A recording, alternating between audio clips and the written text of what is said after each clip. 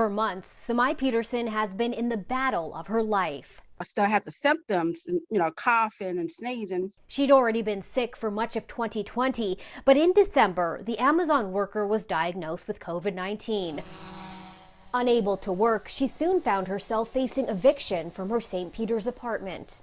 I just couldn't afford paying this rent, so I had to figure out how to get my car fixed, and either the car or to pay the rent. So I need a car to go, to go to work. In early January, Sommai showed up here at the St. Charles County Courthouse for her eviction hearing. Yes, that's all I'm thinking about. Get my day in court, explain, because I've been sick a lot. On the day of her hearing, she went to the courthouse and told deputies she still had COVID symptoms. Sommai says she was turned away with some reassurance from staff. So she said, call the court. You'll find out when your next court hearing is.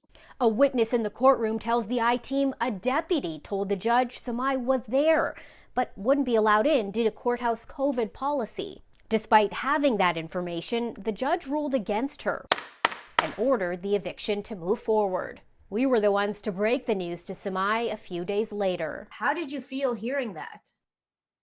Hurt, devastated. I don't trust the system anymore. The I-Team wanted answers, and just a few hours after we started asking questions, the judge changed his mind. He put Sommai's eviction on hold. Legal experts say not everyone is going to be so lucky. We have an eviction tsunami that we're looking at. Attorney Rob Swearington with Legal Services of Eastern Missouri explains right now no evictions are taking place in St. Louis City or County.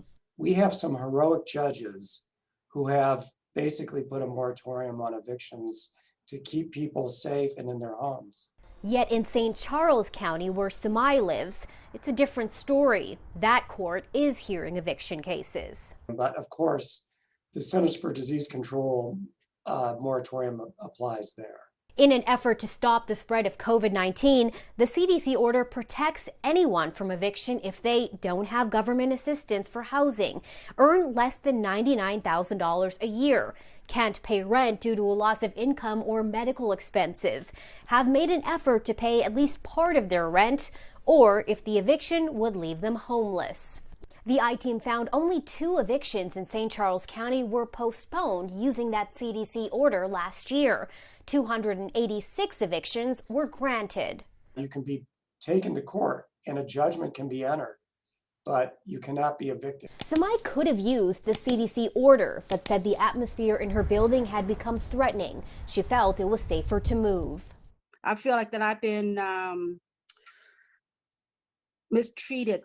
If you're facing eviction and fall under the CDC order, there's one thing you need to do right now. Each adult on your lease should complete a CDC declaration form and hand that form to your landlord. Hand one to the judge, too, if your case has already gone to court.